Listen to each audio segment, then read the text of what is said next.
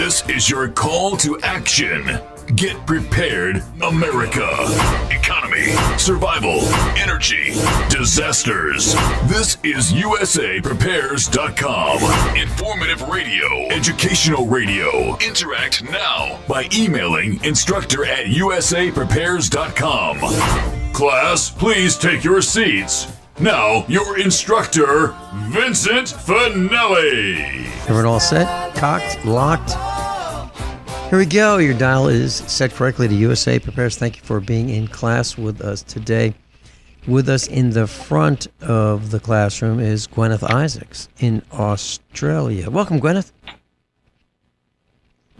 Hello there, Vincent. How are you this morning? Really, really well, Guineith.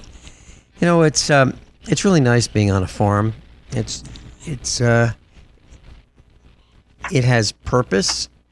You know, when the day is done, we can look back and know that we've accomplished some things that make a difference as compared to, I don't know, going to a position that, you know, we make appointments or something like that just, or something meaningless that we would hate doing. I think it's wonderful being on the farm. I really mean that. And I know that all the instructors who live on a farm or live on some rural land really enjoy that and would not want to change. I would not want to be in a city. Would you, Guineith? Absolutely not. Right. Absolutely not. Could you imagine a life where you've got to look for something to do? In our lives, we don't have to look at all for something to do. It finds us. I have got so much work here to do. It's just, I mean, even just the regular maintenance of the place takes 3 hours out of every day. That's just feeding animals, mucking out stables, feeding chickens, doing the waters, you know, and all that sort of thing. It takes about 3 hours. And then I get to have my lunch, and then I can get my, you know, whatever I want to get done in the afternoon done. And that's the routine of this place. It's there's never a dull moment here. Never a dull moment. And it's good. The animals are peaceful. And do you know something?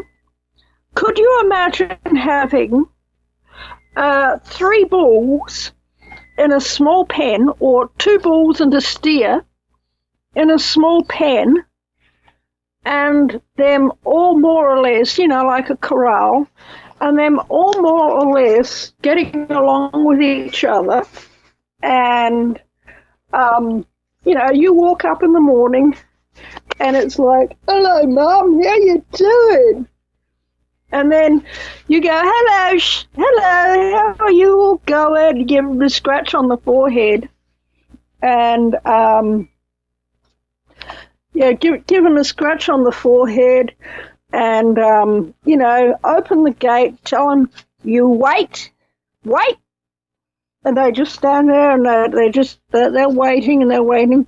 And then you stand to one side and say, okay, come on out. And then they trot out and you've already piled up a cart full of hay there. And you're going to lead them with the cart full of hay to their paddock for the day. Could you imagine that life, Vincent? Well, it's not bulls around here; it's rams. Well, that's what our life is like, Guineith. When we want to move the cows from a whole herd of cows from one field to another, one paddock to another. If they had 2 bulls in a corral, that would be asking for trouble, wouldn't it? Yeah, probably, but we do have 4 black labs in a very large pen, and for the most part they get along. And we have 4 other black labs in another pen, 3 girls and 1 boy. And we've got a couple other real big dogs in another pen. And I'm not talking about cruelty to animals class. I'm talking about these are really, really large pens. And then we let them out, and they run around, they play with us, and they have a great time. And then we call them, and actually I just whistle. I whistle once, and they come running, they go right back in their pen. It's really kind of nice. And then for the cows, I'll just say, come on, and then they'll all start mooing, and then they'll come over, and I just open the electric fence tape gate, and they'll go from one paddock to another. And if I want to move them to another, I'll just come on, and they'll moo. And if I just want to say hello to them, I'll say, hi, girls. And then they'll all start mooing, and they know that that's different. That's different. That doesn't mean they're going to change paddocks. That just means, Dad saying hi. You're saying hi. And I'll bet you that you have more than one bull on your place. Yeah.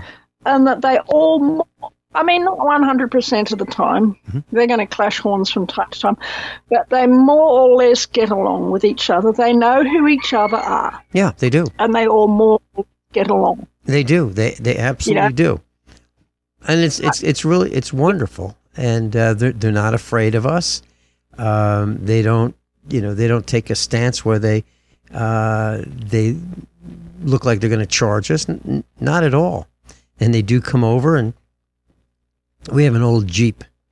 Mrs. Finelli uses a Jeep. Some people use like a 4-wheeler, but because of the rain and the mud and the dust, we've been using a Jeep for years and years and years. So we bought an old Jeep, which was less expensive than buying a 4-wheeler. And so it's got a hard top. It's just a Jeep Wrangler. And Mrs. Finelli keeps a bucket of treats for the cows. And sometimes she has them in her pockets. If she has like a jacket on, like a rider jacket, she'll keep some cow treats in her pockets, and she'll walk over the cows and pull them out of her pockets. And sometimes if she doesn't have any, they'll look in her pockets. I'm talking about a full-size cow will kind of sniff in her pocket and say, "You got anything for me?" And if she doesn't, they'll stick their head in the Jeep and they'll look and see if there's a bucket in the Jeep. So that's how friendly our cows are. But not everybody's cows are that friendly. And the only way that you can get cows to be that friendly is to spend time with them and to be nice to them and not electrocute them with a cattle prod. So we don't use a cattle prod. We have one in case of an emergency, but we've never used it. So there you have it. If you're nice to your animals, they'll be nice to you. And if you look at, a junkyard dog, it's probably kind of mean because the boss is pretty mean to the dog. Guineith, back to you. The thing is, even if you have a junkyard, okay, and you have a junkyard dog, you don't have to be mean to your junkyard dog for him to do his work. And I know that because many, many years ago, I had an Alsatian. And this Alsatian was a blue team dropout. Okay, he was bred to be a blue team helper, a police dog. But somehow or other, he didn't quite pass all the tests, and so he got put, into somebody's free to good home and ended up with a friend of mine, and then the friend of mine couldn't keep him anymore for some reason, and so he ended up at my place. That boy was an absolutely outstanding dog. He would have weighed about 60 kilograms. He was huge, and he would have stood and he was the size of a small pony. And that was Jack. And, after a little while, Jack ended up back at my friend's place, and she he unfortunately had an accident with a brown snake, and he died.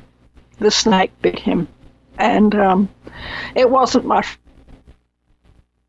It's just something that happens sometimes here in Australia. But he was so good and kind and sweet and intelligent and, loving and all the rest of it. But my sons were getting stalked by child molesters at the time. And he would sometimes see the child molester's car, sort of pulling up on our driveway. And he would just sit there, staring down the driveway. He knew that car. He knew that car was trouble. And then I think I came out and, sort of rushed out the door and all of that, and the car sped off. If those evil people had tried to come onto my place and kidnap my sons, who were little boys at the time — they're not little boys anymore, they're grown men these days, they're 6'3" or 6'4". But at the time they were little children. He would have cleared the 5-foot fence that stood between him and those vile people, and then he would have cleared the other 6-foot fence, which would have been between him and the outside world, and he would have done it in 2 bounds. He would have just gone thunk, thunk, and that child molester would not have lived very long. That's how it would have been, But he sat and just watched. He didn't bark.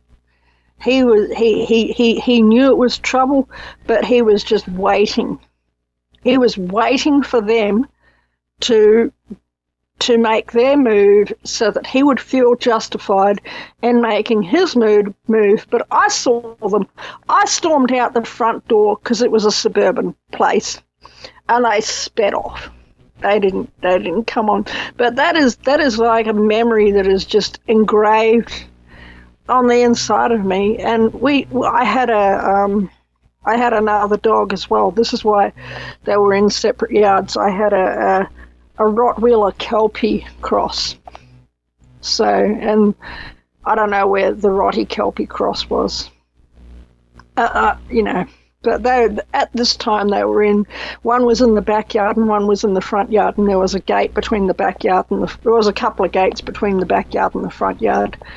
And, but it's just, my dogs were great, but they were absolutely 100% business end guard dogs.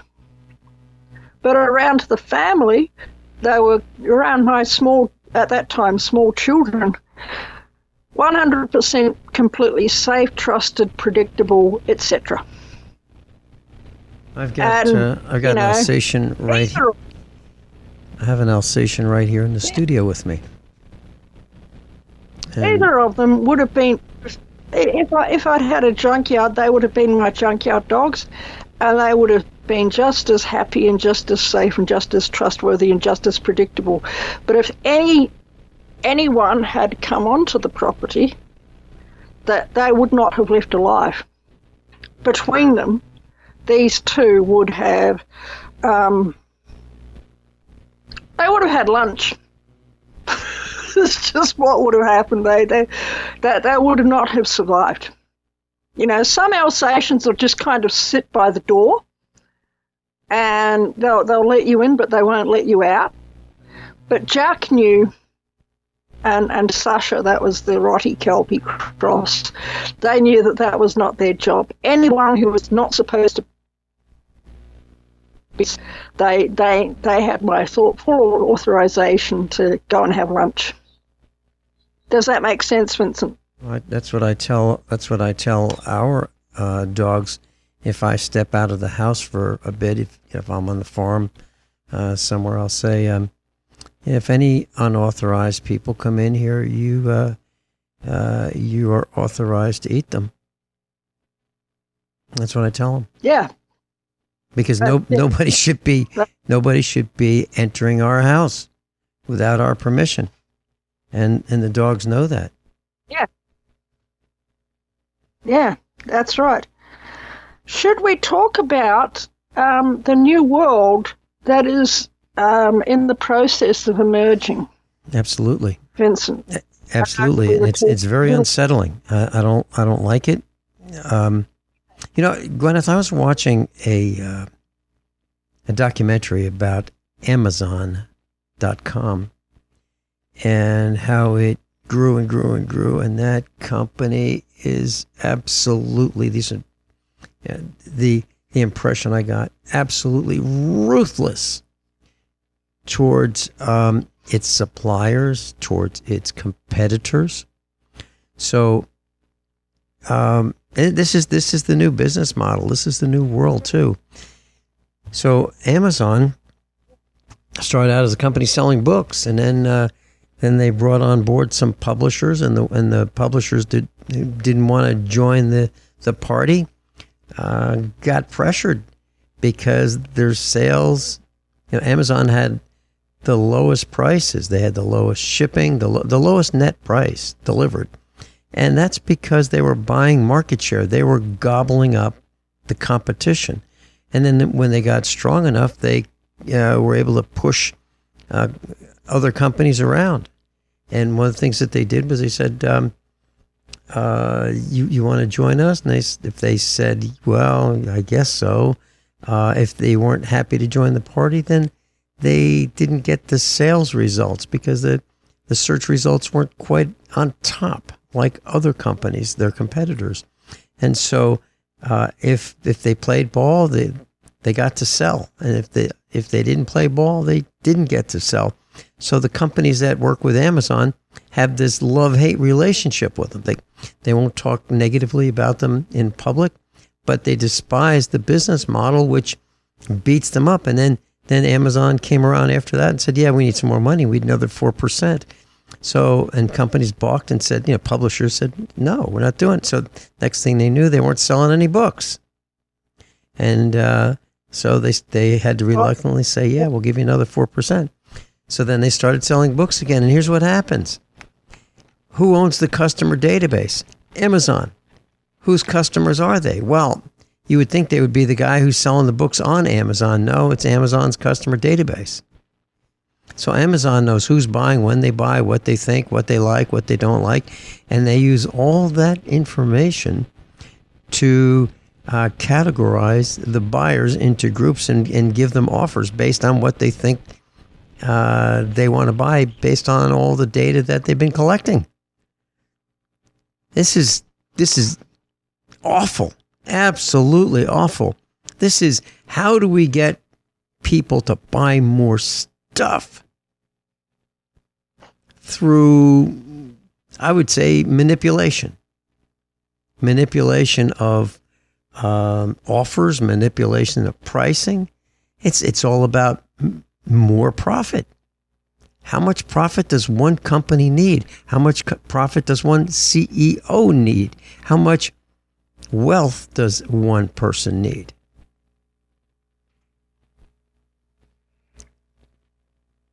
Seems like it's a sin. I'll tell you what, Vincent. Yes. Yeah. I have an Amazon account because I'm an author. Okay. And I can tell you how it works from the author's point of view from the back end of Amazon. Okay. If you are an author, you more or less have to have an Amazon account. Because if you don't, somebody can get a hold of a digital copy of your book, okay, and they can publish it on Amazon as their work. They can set up an Amazon account using your name and sell your books on Amazon and get all of your royalties. If you are an author and you don't have an Amazon account, okay, somebody can literally pirate your work. And the only way to stop that from happening is to have an Amazon account. And then if somebody gets your books and sets up an Amazon account which looks like your Amazon account and it's not your Amazon account, then you can go to Amazon and say, oi, copyright infringement over there. Look what they're doing over there. Shut it down. And Amazon has to shut it down. But you can't do that unless you're on Amazon. They will not listen to you unless you're on Amazon. Okay? And I found out something else about, I sell very few books on Amazon anyway, but anyway, there we go. If anyone wants to go and buy some of my books, I've got a book called Letters to Vincent, which is a 1 year of email. Guineith mentioned her latest book, Letters to Vincent. And I happen to be Vincent, the guy that the letters are to. And I read the entire book. Literally, I read the entire book. It took me a whole year to read it. And the reason is it's 1 year's compilation of emails that Guineith sent me. And that's just 1 year. So Guineith's been on the air with us for about 9.5 years, if I'm not mistaken. And I've got a lot of emails. So this is each email is like a white paper. Each email is like almost like a term paper. And it's something she's working on, something she did, something she figured out, current events in Australia. It's absolutely fascinating. It's like it's almost like a diary. Sharing a diary, asking questions, answering questions, things that have happened, but not short, absolutely not short. Some of these emails are 1,000 words, right? So we're talking hundreds of emails in this book. And when Guineith asked me to send her the emails, it took me days to go and pull them all together so that I'd make sure that, well, it was actually several years worth, but she's got them, and it's thousands of emails, for over the years. Guineith, back to you. And that's on Amazon.com, right? If anybody wants to buy Letters to Vincent, it's there on Amazon. You'll find it. Yeah. Guineith ISAACS. That's you can look up Letters to Vincent, and Guineith's last name on Amazon is ISAACS, ISAACS. Guineith, Guineith. Last name ISAACS. Back to you. Yep, that's true. I've actually written another book since then, but I haven't gotten around to putting it on Amazon yet. It's ready to go. I could probably put it up within a week or 2 weeks or whatever, but it's just getting around to doing it, Vincent. And this is it's another fiction. I've got 3 fiction books, novellas, and pirate and highwaymen themed, and this is another one. Is kind of a prequel to some of these other fiction ones that I've written. It's another George Wilson and Bartholomew Roberts book. But I just really enjoy writing fiction, and I enjoy writing non-fiction as well. But it's sort of like, and I enjoy reading, and there is a benefit to fiction. And I sort of hummed and hawed about, I analysed just about everything, and I sort of thought to myself, well, what is really the use of fiction? The use of fiction is this: it can take you to places and times that you would never be able to get to otherwise. Okay? You can read Arthur Conan Doyle and you can be transported back to life in life in Victorian London, and what it was like to be a private detective in Victorian London, and interacting with the Metropolitan Police and their stupidity. The blue team has always been stupid, Vincent. And Conan Doyle pokes fun at them endlessly at the London Metropolitan Police. He pokes fun at them endlessly. It's really fun. But there's no way that you could ever go and live in Victorian London, but you can be transported there through the books of Sir Arthur Conan Doyle, for example, Sherlock Holmes. And if you you can go into the mind of somebody who is not quite stable. And sometimes they're great and sometimes they're absolutely hideous. Well, that would be Dr. Jekyll and Mr. Hyde. The Strange Case of Dr. Jekyll and Mr. Hyde by Robert Louis Stevenson. And he's another favourite author of mine, Robert Louis Stevenson. So and just to say, well, that's what you look for. And then when you see that sort of thing happening in the real world, your mind has been expanded by reading Jekyll and Hyde. So when you see somebody exhibiting the characteristics of Dr. Jekyll, you are alert to the fact that there may be a Mr. Hyde hiding in the background. That's an example. And, it's remarkable. And that has always been the purpose of fiction. Fiction tells the truth by using made-up stories, by using myth, by using archetypes.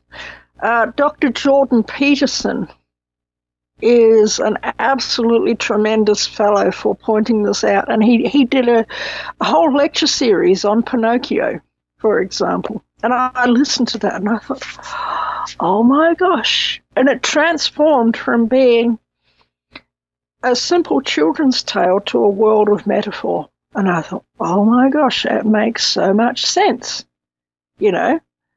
And this is the purpose of fiction, and non-fiction's good, but I mean, there have been various authors who have transmitted a message through fiction and then expanded on that message that they wrote in their fiction through a non-fiction version. And an example that immediately springs to mind is Aldous Huxley wrote a book called Brave New World. And then later on, a few decades, I think later on, he wrote another book called Brave New World Revisited. Brave New World Revisited is not fiction, it is non-fiction. But in Brave New World Revisited, Aldous Huxley commentates on the things that he wrote in Brave New World. And I still have to read those books, but I read commentaries on them, reviews of them. And I believe that I need to read these books. But this is often, and sometimes stories are written just for fun. But usually there is a deeper purpose to them. Does that make sense, Vincent? Well, I think about these things. In my life, when I read something, it's usually fact-based. If I had more time, I'd love to peruse, fiction. Science fiction, I think, is future history. I like history. Yeah. And future history. And but most of what I read is fact-based because I'm usually doing something relating to facts, and I need to extrapolate on what I've read in order to build what I'm trying to build. That's kind of my life. Yeah. That's fair. Here's an example. So, we built a garage door, a sliding garage door for our barn, a sliding barn door, I should say. And it's about a little over 10 feet tall, something like that, and about 12 feet wide. So I have 2 half doors that meet in the middle, sliding on a track. But the building was built in 1965, and a tree grew up right on the track where I need to slide the garage or the barn door to close. I'd like the barn door to close close to the ground, and it's a dirt floor, this particular barn. And if I raise the door like 4, 5, 6 inches off the ground, I could clear this stump of a tree that we cut. That would go, the door would go, bottom of the door would go right over the stump, which is right under the bottom of the door. But I don't want to do that. I really want the door to be closer to the ground. So, armadillos and, animals like that can't get into the barn and, chew up the machinery. So I had to figure out how am I going to get the stump out? And I thought about it and did a little research, and none of the answers seemed to work for me. So what I decided to do is extrapolate on some of the things that I learned previously. And what I'm going to do is I'm going to drill like a 1-inch hole sideways through about 4 inches, 5 inches down from the top of this stump. I'm going to drill a hole right through from one side to the other side of this stump. And I'll push a chain through it, and I'm going to hook up a chain to a tractor, and I pull a stump out. Because there's no way I can grab the stump because it's too short. So that's the kind of thing that I do, Guineith. I know it's not exactly what we were talking about, but that's what I mean by fact-based. So I take facts that I've learned, lessons that I've learned, and I put them together, and that's my daily life. Solving problems here at the farm. Unique and semi-unique problems all the time. Yep. Yep, that makes sense.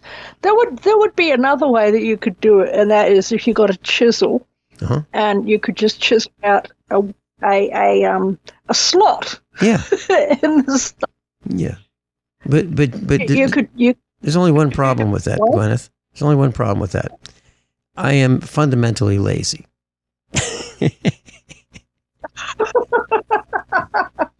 That's fair enough. But yeah, it's you've got to treat your whole life as a journey of exploration. And it's a wonderful life. You do that, it's a wonderful life doing that. It is. You do that.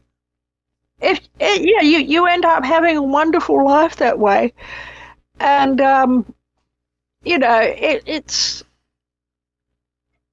even if you believe about reincarnation, which a lot of us here at USA Prepares believe about reincarnation, then you've got multiple lifetimes that you can go back and remember and explore and think, oh my gosh, wow, that was a really interesting time. And then sometimes, you'll remember something and then you'll go back and do some historical research, and what do you know, it was actually true. Yeah. Like, for example, one of the past lives that I remembered was being a female highwayman who was disguised as a man. And actually my husband and I, when he was alive, remembered this life. And then I forgot about it for years. And then, about 2019, I said, oh my gosh, because I was on the internet and I was researching another topic. I was researching for the first book that I wrote, which was The Lover of the Pirate King. And I happened to stumble across this female highwayman. And I went, oh my gosh, I remember that. And I remembered the past life regression that my husband and I had done. And then I looked at her portrait, and her portrait was just like me, a little girl version of me, because she was about 13 or 14 when this portrait was painted.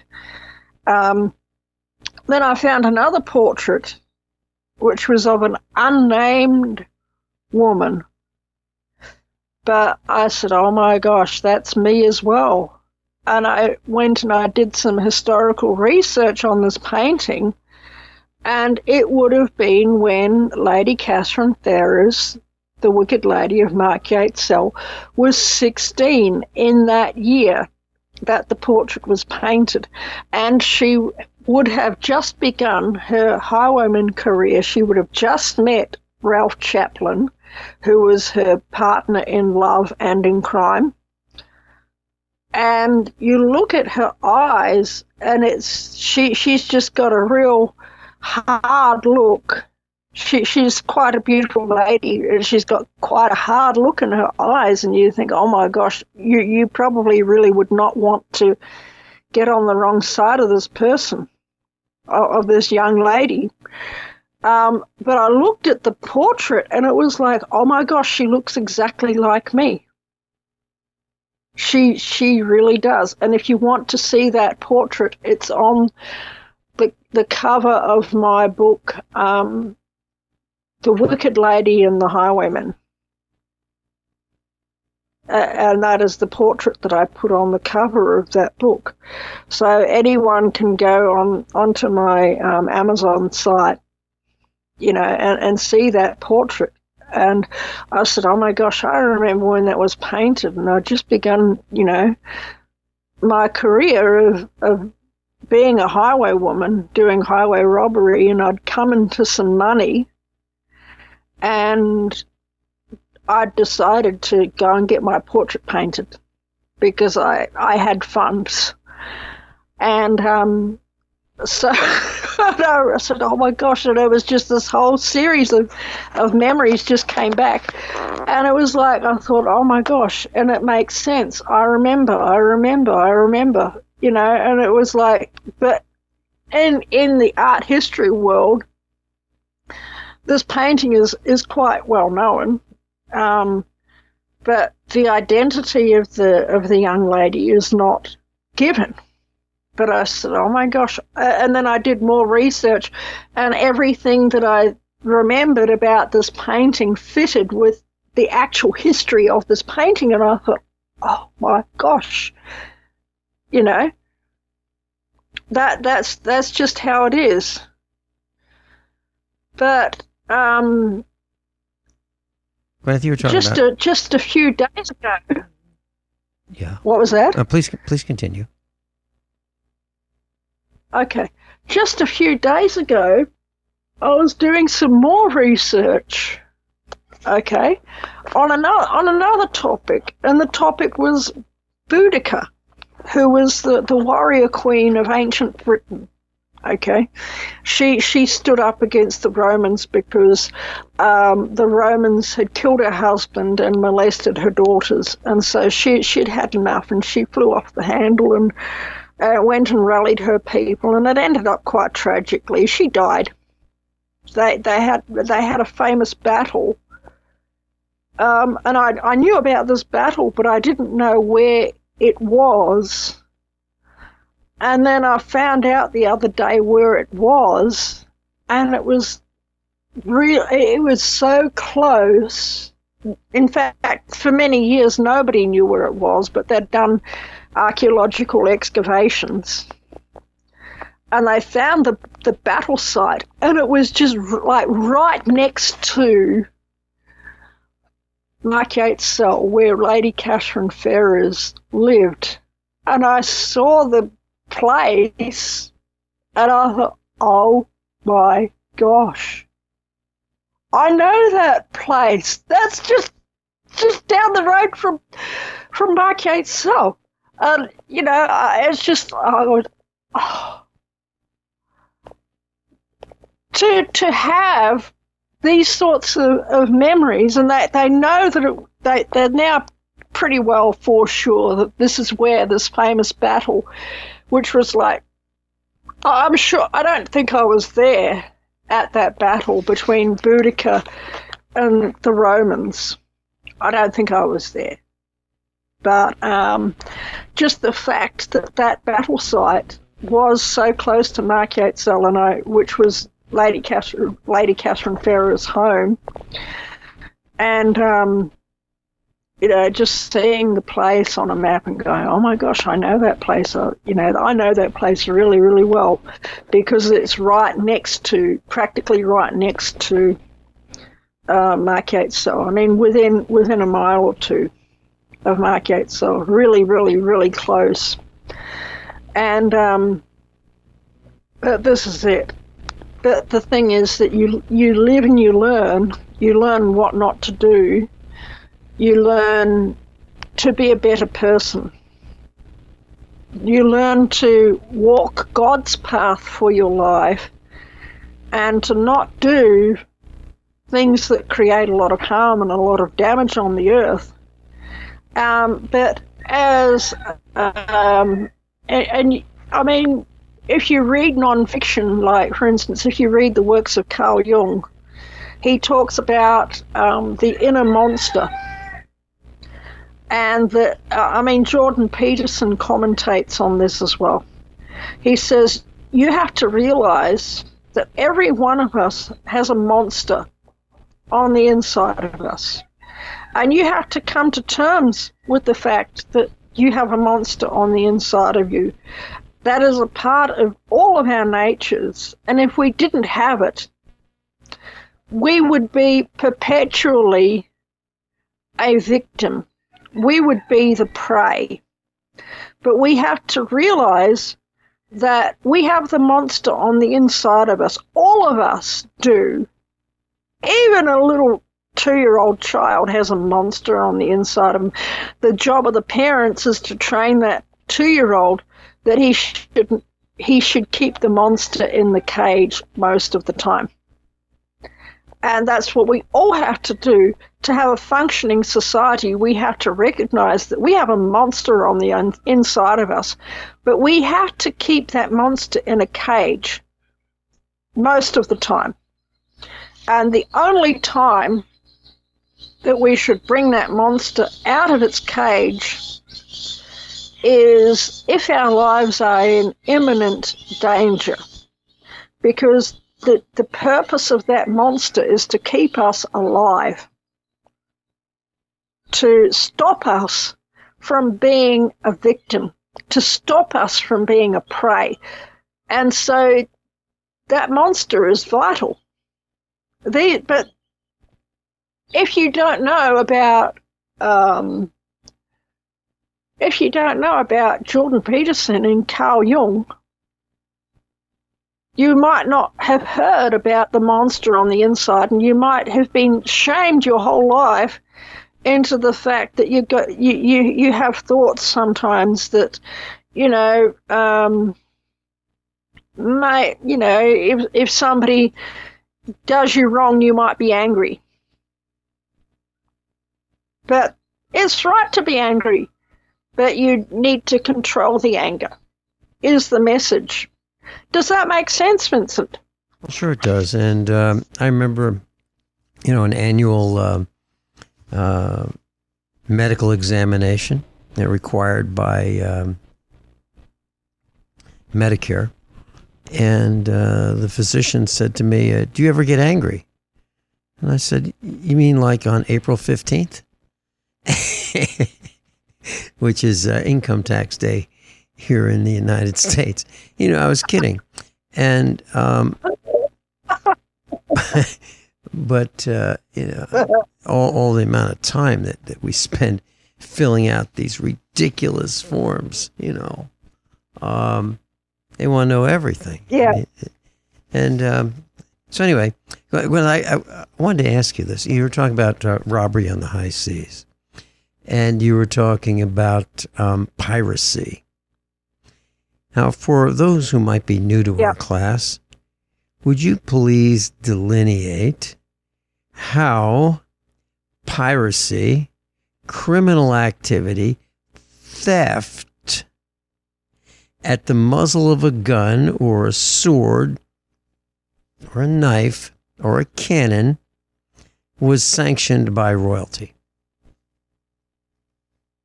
Yeah, they used to have. It's quite interesting how the pirates, the real life pirates of the Caribbean, first began, because it began by the British Crown, especially, but all the rest of them soon followed along. It's like the Dutch and the French and maybe even the Spanish from time to time. They couldn't afford to raise the various royal houses. Guineith ISAACS is with us. She's in Australia, and she's an environmental scientist. She lives off-grid on a farm. She's an author. She's been with USA Prepares for about 9.5 years. And we were talking about robbery. We were talking about plunder. We were talking about theft. We're talking about taking possessions from others at the muzzle of a gun, a muzzle of a cannon, the edge of a sword or a knife. And we're talking about piracy and how it was sanctioned, encouraged by the crown, multiple crowns, England and others. Guineith, can you tell us exactly what this was about and why?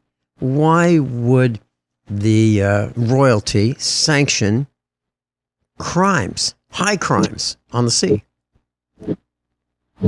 Okay. What happened was the Spanish and the British Crown were having a dispute. I'm just going outside because I'm aware that the fire's probably roaring in the background. But they wanted to make war against each other. And there was the Dutch, and there were the French in there as well. And they wanted to make war against each other. But they had a problem because they lacked funds to raise a navy. And so somebody came up with a brilliant idea that they would give permission for for ships to attack Spanish ships, provided that a cut of the booty, the prize, was given to the crown. And they called that a letter of marque, marque being spelt M-A-R-Q-U-E, a letter of marque. And, this was, actually it even goes through to the current day under Admiralty law. That law has not ever been taken off the books under Admiralty law, and it still goes on today. And the blue team take advantage of it all the time. They operate, the police forces in most areas operate under Admiralty law, and they have letters of marque. And that is their justification for what they do. So they are pirates. The blue team are pirates. The police are pirates. But they, back in the day, the British Crown gave ships the privilege of looting ships of the enemy, mostly being Spain, on condition that they put aside maybe 10% to go to the British Crown. It meant that the Crown didn't have to raise the funds to procure the ships to go after all of these, Spanish ships, that they could just have other people do it. And, that was how it was. And pretty soon, the Spanish said to themselves, well, if that's how you're going to do it, we're going to do the same thing to you. So they began issuing their ship's captains with letters of marque, and then the Spanish began attacking them, and then the Muslims got involved, and the sheikhs and the sultans began issuing their people with letters of marque, and everybody had letters of marque against everybody else, and everybody else was robbing everybody else, and pretty soon it was chaos. So they had a peace treaty. They said, we're busy shutting down world trade here, and so we're all losing. Why don't we just sign a peace treaty, and we can go back to regular trade and commerce? So they said, yeah, that's a great idea. So they had a big peace conference, and they signed a peace treaty, and that war ended. So, and that was Queen Anne's War, because Queen Anne was the Queen of England at the time. Oh my gosh. What happened after that was suddenly you had a bunch of men who had spent their whole lives doing nothing else other than robbing ships, and they had nothing to do and no source of income. So they decided that they were going to the saying that they came up with was go on their own account. So instead of going on the king's account, they went on their own account, or go on the account.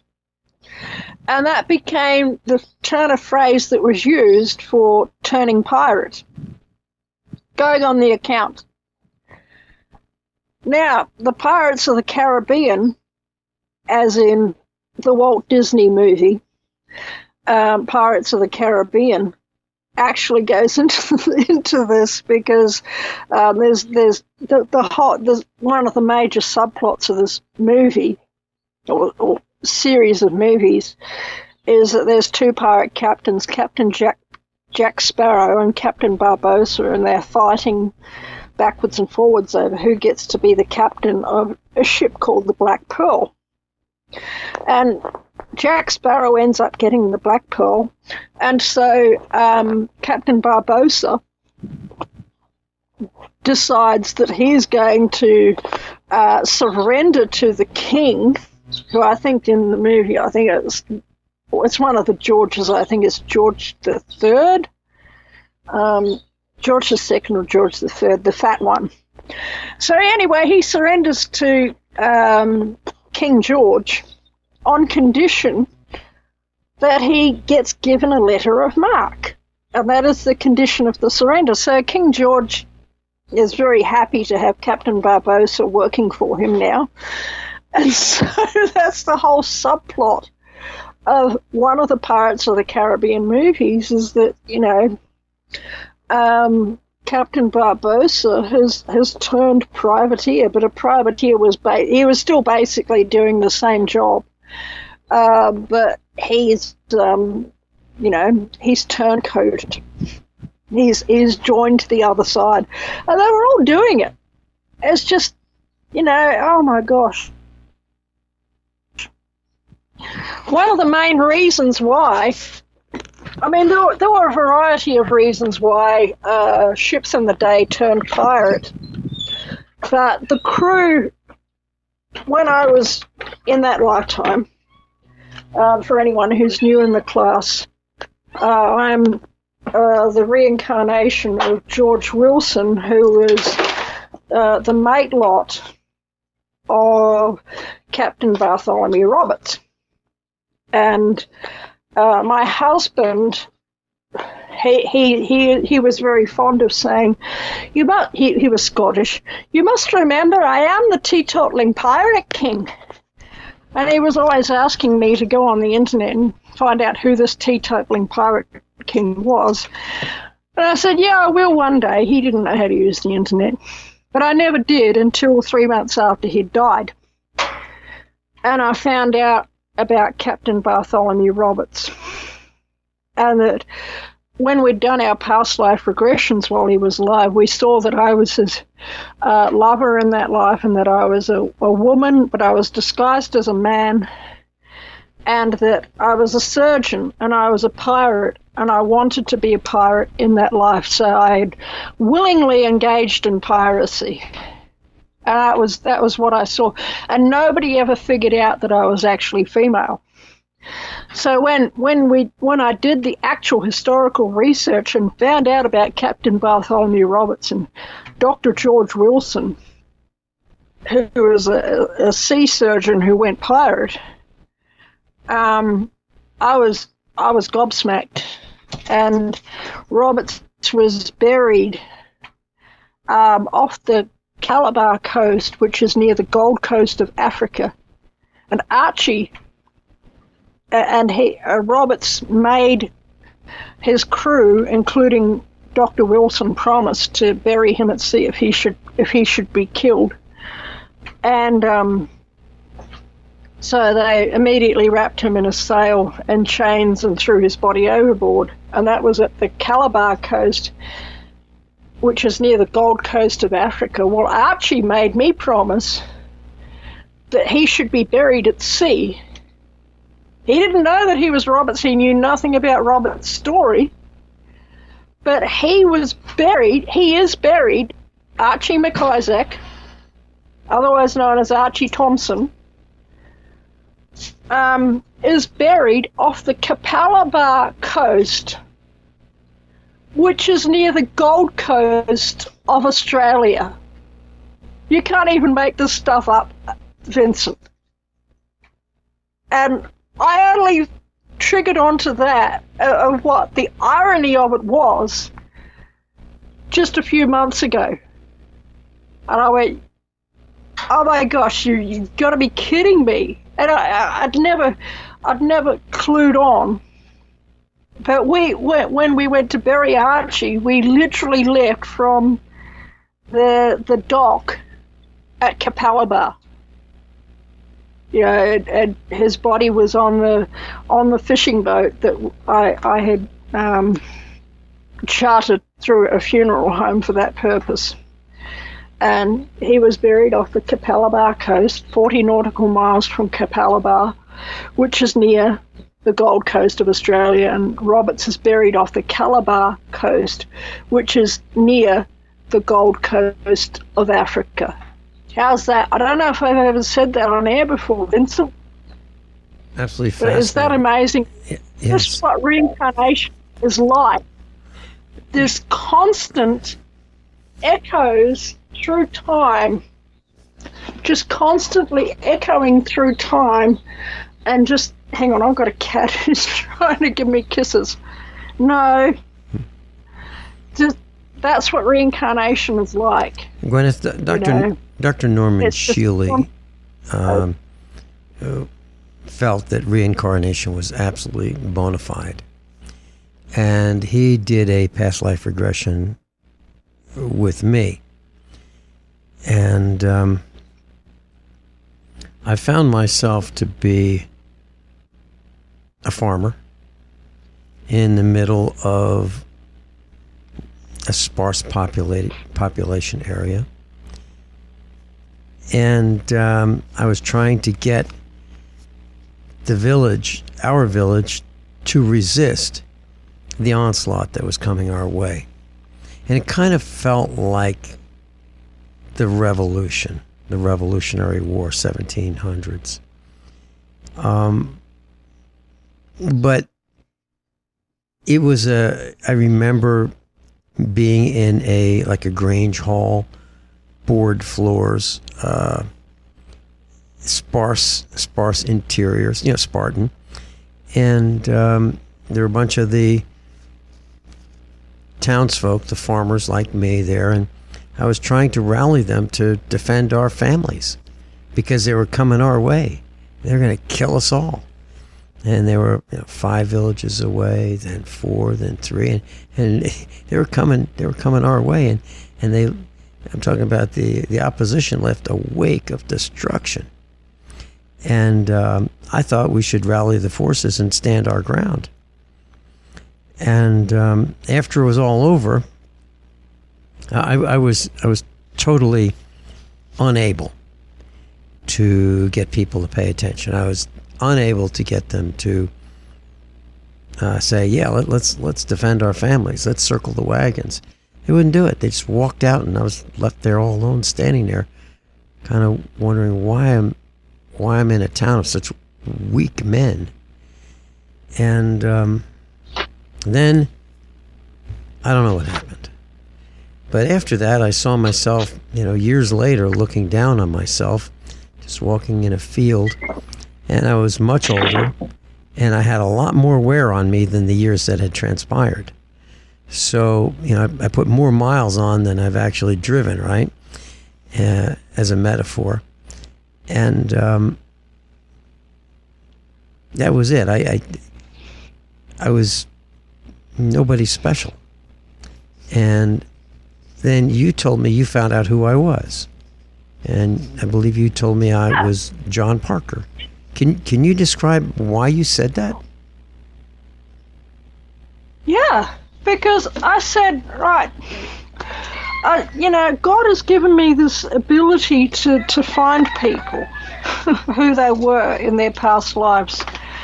And I said, right, I'm going to have a little meditation, and I'm going to go on the internet, and I'm going to find you. I think I said something like that, right? Well, you're going to meditate for sure. Yeah. And after that, I went on the internet. I said, God, I believe I'm going to find Vincent. I'm going to find who he was. And I can't remember exactly how it happened, actually, but I came across John Parker. And his story is public record because he was the general on the revolutionary side at the Battle of Lexington Concord, who was rallying his troops to try and get them to stand against the Redcoats, the British, because the British were coming, and they were going to slaughter them all. And nobody. This is a matter of historical record. Anyone can go onto Wikipedia and read the story of John Parker, and it's exactly what you described. It was exactly what you described, and even particular. And I went and I did some more research on John Parker. And I found that he had a particular health condition, and I said, this is the health condition that John Parker said, and he basically said, well, that makes a whole lot of sense because of something that medically in your past had happened. Isn't that right, Vincent? Absolutely. I got a massive lung infection and disease. Yeah, absolutely. And John Parker had, he died of tuberculosis. And he was a mechanic and a farmer. Yeah, he was, and he was trying to get his little village, and this is a very, very famous battle in the American War of Independence. This was the shot that was heard around the world. That is apparently a very famous saying in America, that there was a shot that was fired that was heard around the world. It was the first shot that was fired at the Battle of Lexington Concord. Well, and the one who was rallying troops, the general at the Battle of Lexington Concord on the American side was John Parker. Well, and I sent you, he had a bronze statue made of him. And I sent you a photo of the bronze statue that was made of John Parker, the Minuteman. That's his other nickname, the Minuteman. That's why he called them Minuteman missiles. You're sending a bunch of John Parkers over there to get the enemy. So he's famous. But unless you're a Revolutionary War buff expert, then you may not have heard of him. But yeah, he was the original Minuteman, because he was saying any minute they're going to come. They're going to come any minute. So he was the original Minuteman. Because he said, that was something that he was fond of attempting to rally his people. And he felt like, at the end of his life, he felt as if his entire life had been a complete and utter failure. He felt. And that's exactly what I've been saying about mine. Yeah. And you had never heard of John Parker, had you? No. But I'd said, regarding getting people to rallying the troops, I've been saying that I've been a complete and abysmal failure, abject failure, complete failure. But yeah. John, I felt the same way. I still do. John Parker was cool. Does that statue of John Parker look like you? Yeah, it really does. It really does, because he dressed the same way that I do. I wear a rider jacket, which is kind of similar to what he's got. Sleeves rolled up. Looks like a hard-working guy. He's got his musket with him, and he's the guy that said, the legend says, he told his men to, quote, "Stand your ground, don't fire unless fired upon, but if they mean to have war, let it begin here," end quote. We'll be right back. Class, according to MSN.com, here are some store closures for 2025. Joanne, which is Joanne Fabrics, they've renamed themselves Joanne. All stores are closing. This is the announcements. But store closures in 2025. Dollar Tree, 30 stores. Big Lots, all stores. So that's all Joann's and all Big Lots. Family Dollar, 370 stores. Walgreens, 500 stores. Kohl's, that's a department store, 27 stores. Advance Auto Parts, 700 stores. Party City, all stores. Macy's, 66 stores. I don't even know what this other company is. Looks like Billabong, all stores. So what this means in my analysis, Joanne Fabrics, people are not into crafts as much as they used to be. Dollar Tree, people don't have money to buy junk. Big Lots, they didn't know exactly what they were trying to be, and they tried to be everything to everybody, and they failed at it. And where people thought that they would get low prices, they never knew what they were going to get. So I think people stopped going there. Family Dollar, same thing. People are broke. Walgreens, who is going to shop at a pharmacy/drugstore and pay more than at Walmart? Looks like that's why they're closing 500 stores. Kohl's, department store, who goes shopping at a department store anymore? Jeff Bezos and company, they've blown up brick and mortar because people have become lazy, fat, and they want it delivered. So no need to go to Kohl's. Advance Auto Parts, they're going to close 700 stores. Why? Well, my opinion is cars have gotten so complicated that the typical do-it-yourselfer can't handle fixing his or her own car. Party City, who has money for frivolous nonsense like party favors? Macy's, that's the same thing as Kohl's. So, Advance Auto, 700 stores, Party City, all stores, Macy's, 66. Now, why did we mention that? Jobs. Jobs are going to change in the future. So if you think you're going to go and get that first job at a big department store like Macy's, probably not going to happen. If you think you're going to get a job at an auto parts store like Advance Auto without knowing something about mechanical aspects of a car and being able to help a customer, not likely you're going to get that job. Family Dollar, they could probably hire almost anybody, but they're closing a lot of their stores. Fabric stores, if you know how to sew, it doesn't matter because Joann Fabrics is closing. It's a big deal. It's a big deal.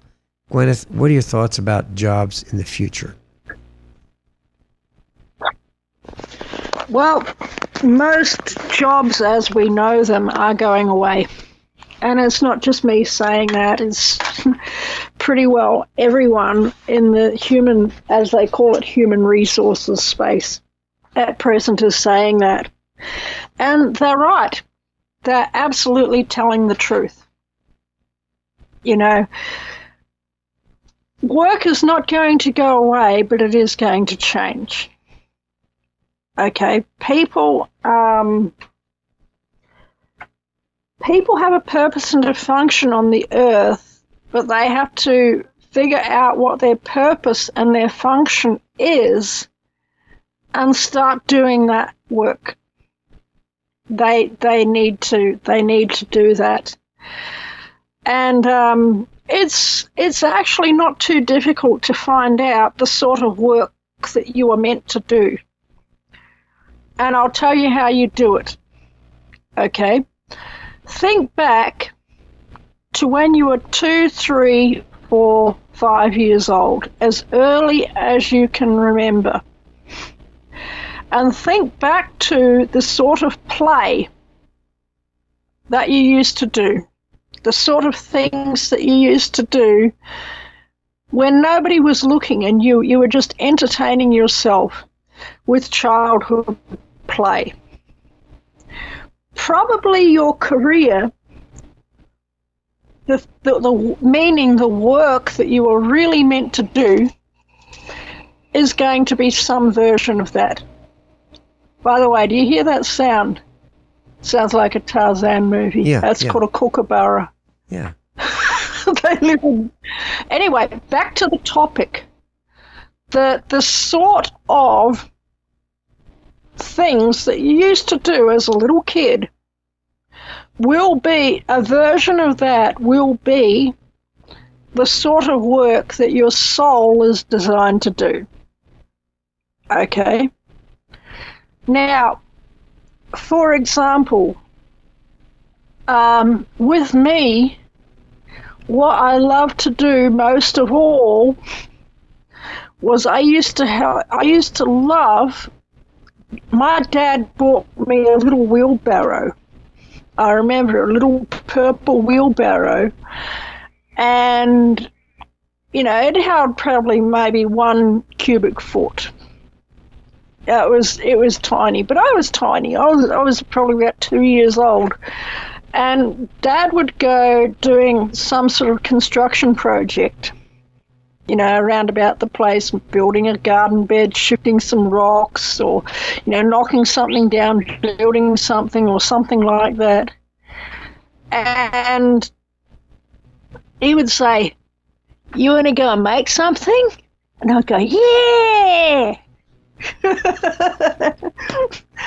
And he'd say, "Oh, go get your wheelbarrow. You going to come and help me?" And I go, "Yeah." And so, you know, he'd get his big wheelbarrow, and I remember this example. He knocked down the old porch that was on the front of the house, and he dug out the sand that was, inside of the concrete outside. And he built a new porch over the top of it. But there was a lot of rocks and a lot of sand and a lot of junk in this sort of in the middle of this porch, of this concrete porch.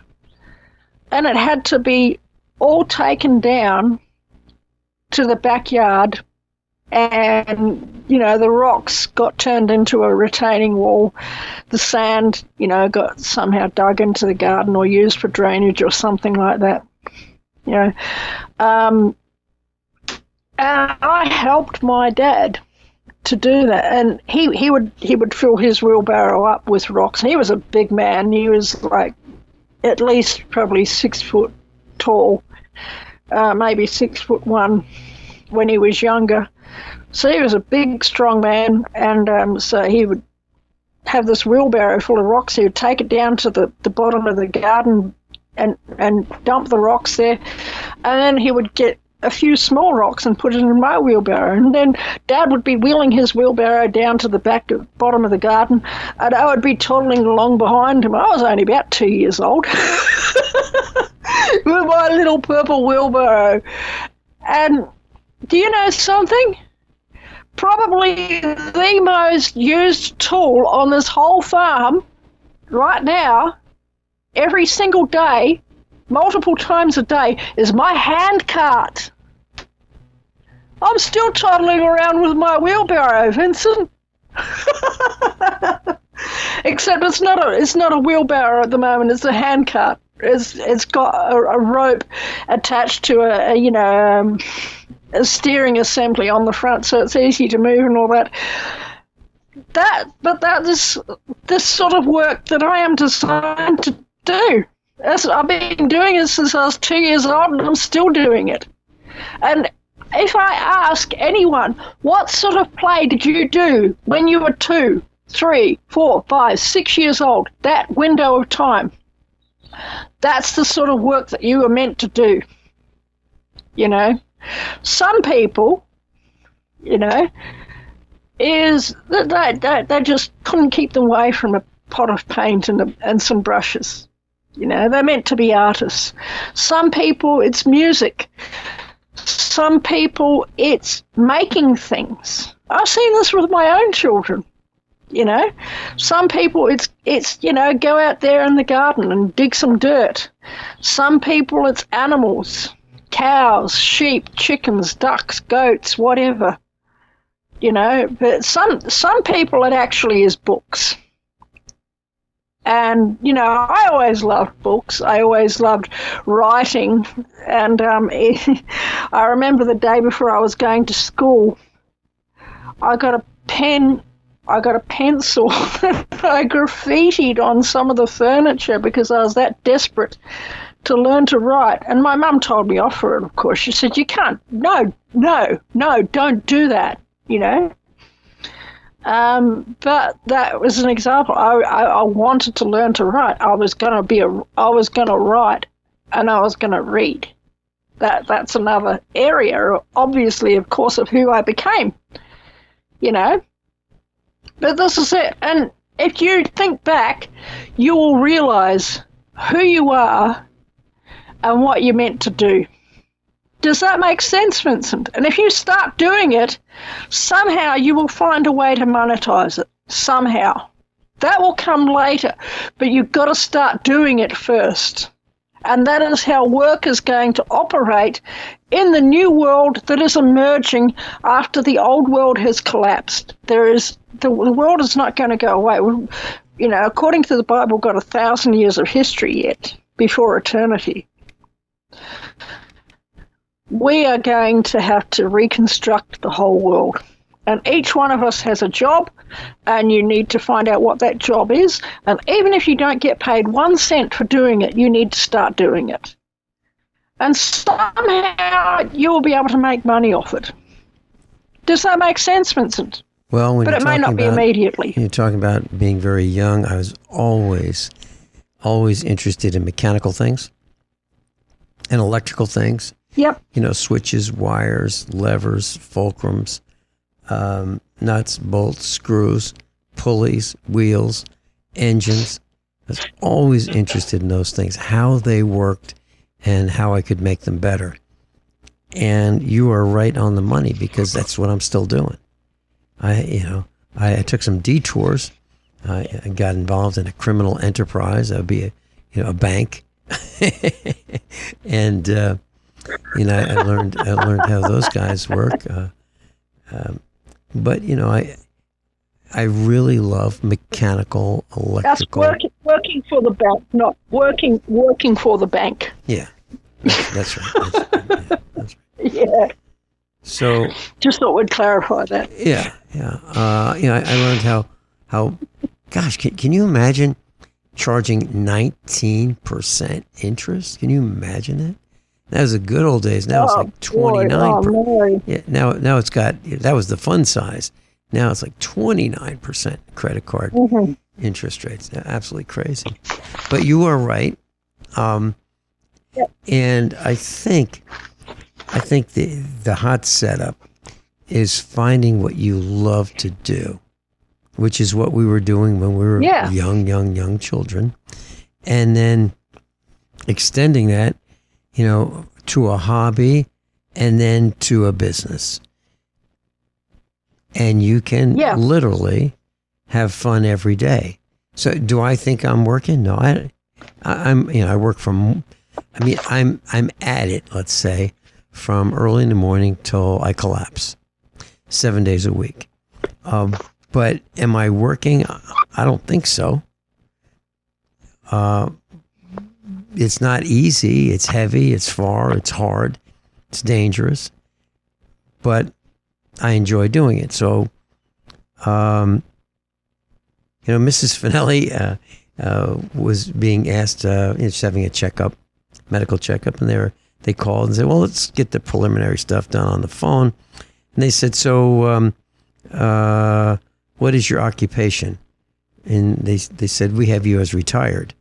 And she said, I'm a farmer. And they said, we have you as retired. And she said, farmers don't retire. And so she said, yeah, we don't retire. How do you retire as a farmer? You just say to the cows and the animals, okay, I just want to let you know I'm done. You're on your own. You know something, Vincent? That is absolutely true. There is a famous farmer here in Australia. His name is called Peter Andrews. He's still alive. He'd be in his late 80s now. But the sort of farming that he does is he breeds racehorses. He lets a stallion out. He has a large acreage of land. He has a big paddock, and he has a particular stallion, and he gives the stallion, maybe 20, 30, 40, 50 mares. Just lets them loose up in the back paddock, and then leaves them alone for however long, moves them from time to time. He does horse breeding much like you do cow breeding, except it's horses. But it's a proper thoroughbred stallion, and they're all proper thoroughbred mares, and he has records of which mares have gone which stallions, so he can provide their pedigree, and so they can be registered and they can be sold, for like $10,000, $20,000, $30,000, $100,000 each, and he makes a nice bit of money from that. But I've seen video footage of him of just a few years ago. So he would have been well into his 80s, riding these thoroughbred racehorses into his 80s. And he says, I love it. And he's developed a whole new farming system where he could raise these racehorses naturally, and he called it natural sequence farming. And anyone can look up what natural sequence farming is, and he raises his racehorses in an entirely natural system. And of course, he keeps good records. You've got to keep good records. He knows which stallions have been with which mares and which paddock and all the rest of it. He tracks them all, so he can be sure of the paternity of all the foals. He goes and does a roundup once a year, brings them all down, brands the foals, the yearlings, and sends them off to the bloodstock auctions. It gets at least $10,000-$20,000 each. But he will never retire. He does not want to. He would, if he ever retired, he would probably die within a few months, I think. And I think that would be the same of any farmer. Farmers are tied to the land. They can't stop farming. It's their life. It's what they do. What else would they do? And, like I say, me and me handcart, just endless times a day.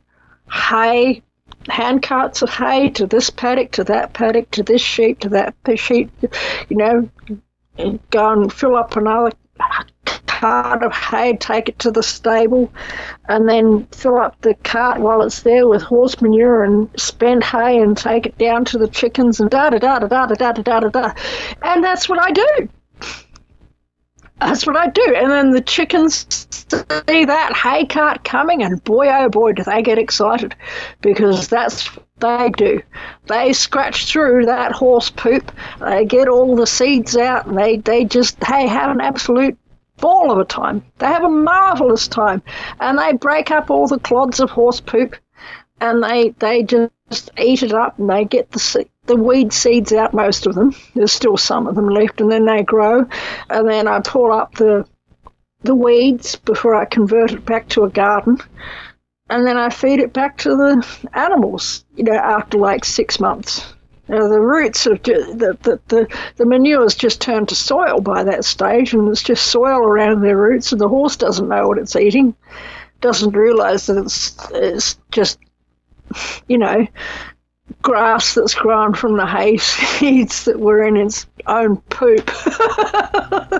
It doesn't recognise that, because the manure is not recognisable as manure anymore. It's turned back to soil, compost, and but this is it. That's what I'm meant to do. But the people in the class need to recognise what they are supposed to do, and they just need to start doing it. And it may well be that they need to do something boring, like driving Uber or, Menulog, just to make money to pay the rent in the meantime. But they should not regard that as being their life's work. They should regard that as being what they need to do to bring a check in to pay the rent and the electricity bill. But they need to, in their spare time, move away from that and begin building the skill set which really will be their life work, that they will be able to monetize into the future. And for some people, that might be art, that might be music, that might be building structures that are just really strange and interesting. There's this guy called Sunray Leonard, and he builds really, really strange houses. But boy, oh boy, his houses are beautiful. No codes. It's his land. And yes, he's fought his municipality on the topic, and the municipality lost, because he stood up for his legal rights to say, well, I'm going to build a structure on my land, and you can go take a long walk off a short pier, as the saying goes. It's like, but those houses that he built, he's built maybe half a dozen or more houses on his land over the years, and he finishes one house and he starts building another house, and then he rents out the houses, and people rent his houses off of him, and that brings him in some income. That's just what he does. He puts them on Airbnb or something. Does that make sense, Vincent? And the people come there and they just hang out and they just, I don't know, go sit underneath a fig tree and just sing Kumbaya for a little while or something. But it earns him an income, so good on him. He's an old man now. He's been doing this since the 1970s. But this is what he was meant to do. And he will always be remembered because there's photos of his houses all over the world, especially now on the internet. And they got YouTubers go, and they especially travel to Sunray's place, Sunray Leonard. They especially travel to his place, and they make a YouTube video about it. And they say, "Well, we're gonna go and see Sunray. We're gonna do a documentary," and so they talk to him and all that, and then they put the film up on YouTube, and then that YouTube video keeps making them money forever because people want to see Sunray's work. These are examples of how people will make money in the new world and are making money now. Now, this should not be confused with anything that any religious group calls the New World, by the way. This is just something that is happening. We are entering into a new era of history. The current way that things work is passing away. Anyone can walk out of their front door and they can see this world is collapsing around us. This is the fall of Rome. But Rome was not an issue after Rome fell, and the people just went back to living a natural mode of life. But they had to relearn how to do a bunch of stuff after Rome fell because the bread and circuses weren't there anymore. So, but it was a better life for the ordinary people. It was a much better life for the ordinary people, and they figured it out, and you'll figure it out as well.